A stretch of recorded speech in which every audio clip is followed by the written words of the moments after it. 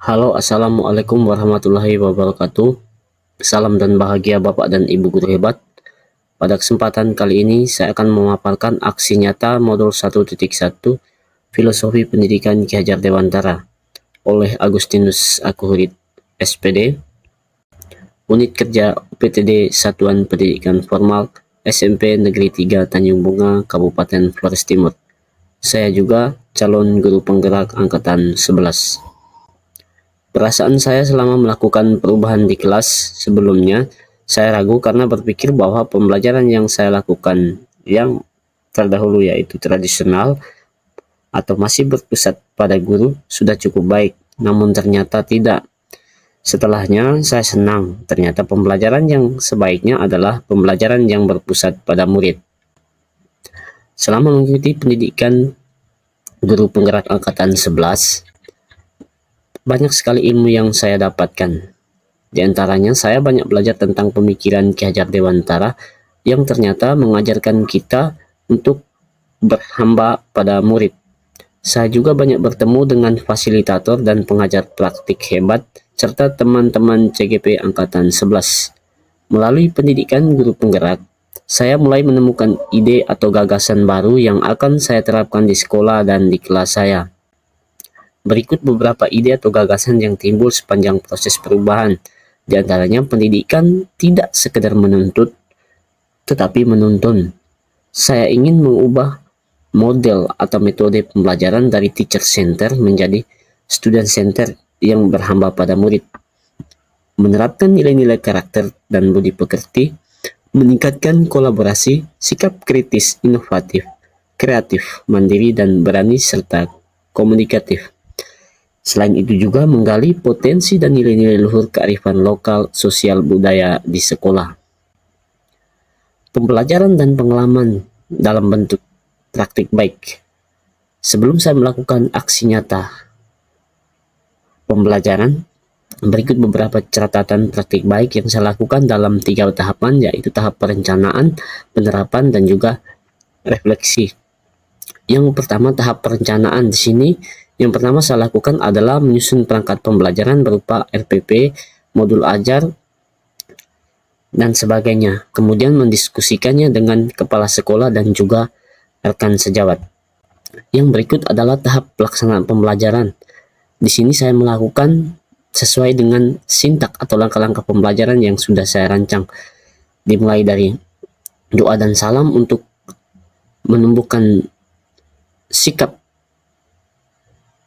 peserta didik sesuai dengan profil pelajar Pancasila.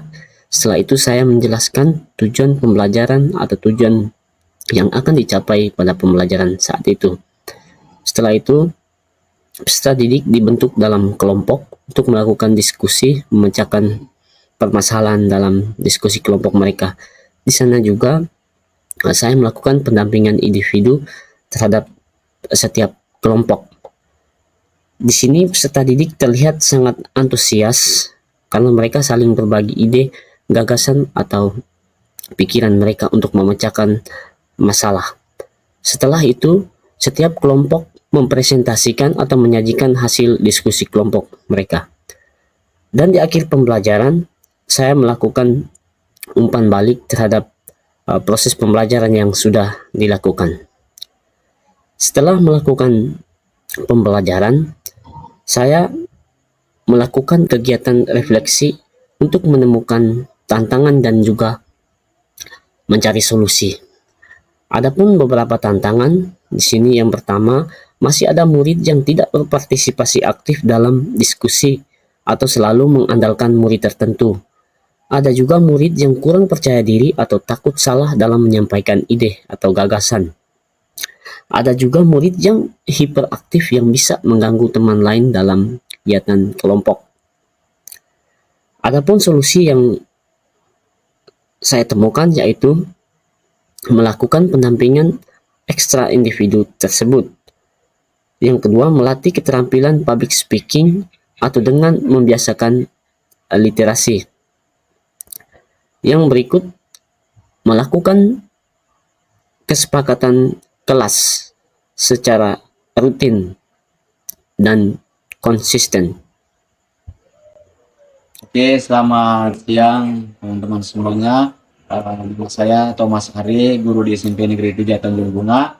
Berikut saya akan memberikan testimoni singkat berkaitan dengan kinerja rekan saya, Pak Agustinus Akuhurit, setelah beliau memahami serta mengimplementasikan modul 1.1 tentang filosofi pendidikan Ki Hajar Dewantara.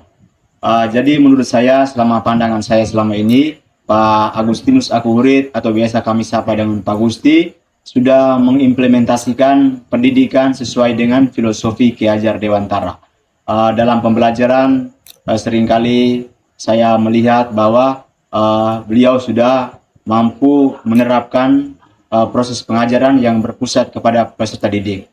Lalu beliau tidak monoton lagi dalam mengajar, tetapi memberikan kesempatan aktif bagi peserta didik untuk berdiskusi dalam kelompok. Lalu selain itu, dalam proses menuntun yang beliau berikan, itu beliau melihat kekuatan peserta didik dari segi kodrat alam dan juga kodrat saman.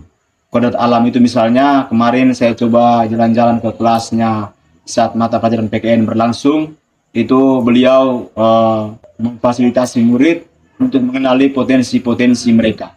Lalu tentang kearifan budaya-budaya lokal yang mereka miliki. Berkaitan dengan aspek kodrat saman misalnya, beliau mahir dalam IT sehingga dalam pembelajaran yang beliau terapkan selalu membantu menuntun peserta didik untuk juga mahir dalam menggunakan IT sesuai dengan kompetensi-kompetensi yang tercermin pada perubahan zaman ini. Berikutnya, ada juga perubahan signifikan yang dilakukan oleh Pak Gusti dalam menerapkan pembelajaran, yakni tidak hanya beliau mengejar target kecakapan kognitif dari anak-anak, tetapi juga aspek afeksi dan psikomotorik itu menjadi perhatiannya juga. Lalu beliau selalu menerapkan nilai-nilai esensial untuk mengintegrasikan ke dalam diri peserta didik, lalu mengajak peserta didik atau mengembangkan peserta didik untuk memiliki budi pekerti luhur dan juga berbagai nilai-nilai esensial kemanusiaan lainnya yang patut mereka miliki dalam kehidupan zaman dewasa ini. Lalu yang terakhir, dalam paradigma mengajar yang beliau terapkan sesuai filosofi Ki Hajar Dewantara ini terarah dan tertuju pada nilai-nilai Pancasila yang tertuang dalam profil pelajar Pancasila pada kurikulum mereka. Mungkin sekian video singkat testimoni saya. Salam semangat dan sukses selalu. Terima kasih. Semoga bermanfaat. Salam dan bahagia.